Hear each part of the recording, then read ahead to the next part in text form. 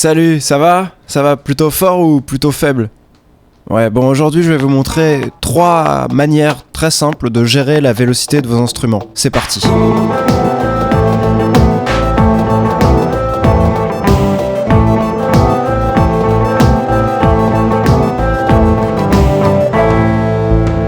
La dynamique dans un morceau, c'est très important selon le style dans lequel on se trouve. On voudra plus ou moins l'aplatir ou non. Ça peut passer justement par la gestion de la vélocité des instruments. Je vais vous montrer 3 manières de normaliser votre vélocité, de la moins attendue à la plus évidente. Donc, dans le classique, souvent, il s'agira de faire passer de l'émotion, notamment en jouant sur les étouffements et sur les montées en dynamique. On va vraiment porter attention, par exemple sur le piano, au toucher, à la force d'appui sur les touches. Tandis que dans le morceau test que je vous ai fait, vous allez voir, c'est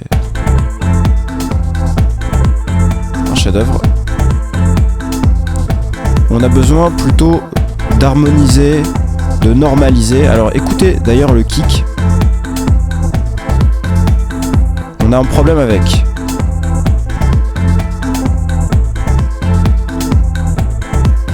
Il n'est pas du tout stabilisé en termes de force si on l'écoute en solo.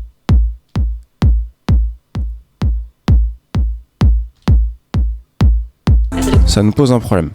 Alors, les 3 manières. D'abord, on va la faire à la compresseur parce que vous n'avez pas toujours des instruments MIDI et donc en audio, il n'y a pas 50 façons. Là, c'est un peu sioux. Mais quand même, c'est important de savoir qu'on peut gérer la dynamique et donc la vélocité avec le compresseur. Donc on va prendre Rea Comp, j'ai fait F pour ajouter un effet sur ma piste. Et là, dans le threshold, on va aller chercher très bas, dans le seuil. On va le mettre autour de -31 parce qu'on va vouloir vraiment écraser très fort la dynamique. Pareil, dans le ratio, ouais, on va mettre à 10 minimum. Au-dessus, ça sert pas à grand chose. En attaque, en revanche, on va laisser passer un peu parce que le problème de dynamique, il se porte pas trop sur le coup de batte initial, mais plus sur la longueur suivante dans le kick. Donc on va laisser 13. Puis on va monter le wet.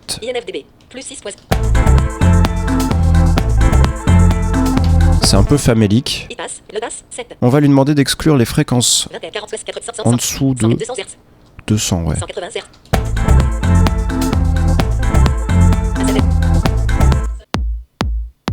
Et donc là, vous voyez, comme par magie, votre kick est quasiment stable. Si on écoute que je désactive le compresseur, je le réenclenche. Alors bien sûr, cette solution a le désavantage de singulièrement modifier le son, mais elle existe. Maintenant, je vais vous montrer la façon de le gérer par MIDI. Je vais taper JS VELO. Voilà, JS MIDI Velocity Control, c'est ce qui nous intéresse. On le met, et là vous voyez dans ma chaîne d'effets, en premier j'ai le Complete Control, puis le JS MIDI Velocity Control. C'est l'inverse qu'il faut faire. Donc on va faire Alt Control majuscule page précédente pour faire monter au-dessus. Progress dialogue. Voilà, notre MIDI Velocity Controller. Contexte menu. JS MIDI Velocity. Alors qu'est-ce qu'on a là-dedans? FX paramètre Velocity add 2. Pas mal de paramètres, mais ceux qui nous intéressent c'est Minimum Velocity et Max Velocity. Si on met tout à 127, la minimum 127.0 Max Velocity 127, on obtient. Voilà, malgré les valeurs dans l'éditeur MIDI qui sont pas du tout égales en termes de vélocité, là on outrepasse ce qui est écrit et on oblige le VST à être tout le temps à 127. Vous pouvez être un peu moins drastique et la minimum velocity la régler à disons 125, 124, 120. Là je suis à 119 pour accepter des micro-variations et peut-être un tout petit peu plus de vie dans le son. Donc ce plugin, il est vraiment très bien. Maintenant je vous montre la dernière façon et sans doute celle que vous utiliserez le plus parce qu'elle fait appel à aucun plugin. Donc je retire mon JS Velocity. On récupère un kick absolument instable.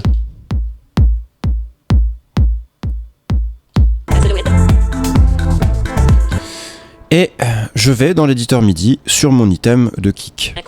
Je le mets en focus. CTRL ALT E pour rentrer dans l'éditeur MIDI. MIDI TEC 1%, bit 2, 0%. Et donc là, je peux reviewer, passer mes notes en revue. Bit 2. Très bien. Je vais toutes les sélectionner et je vais faire CTRL F2. Multiple notes property dialogue. Là, il me dit multiple notes properties. Ça ouvre un dialogue qui s'appelle comme ça. Et là, si je vais à Velocity, édition Alt plus V. Velocity, je peux entrer un chiffre qui va s'appliquer absolument à toutes les notes sélectionnées. Donc j'ai fait CTRL A, là elles sont toutes sélectionnées, mais on peut aussi sélectionner un groupe de notes et dire je veux que ce groupe de notes, tous les Do dièse par exemple, Do dièse 3, soit à, là on va mettre 117. 117. MIDI TEC. Entrée. Et là tout est d'un coup.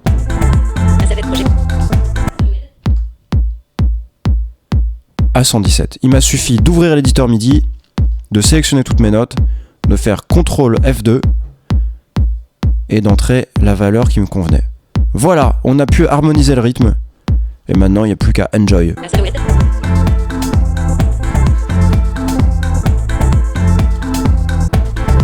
On se quitte là-dessus, je vous souhaite un très bon samedi, n'hésitez pas à me suivre sur les réseaux sociaux, à mettre des j'aime et puis on se retrouve demain. Ciao!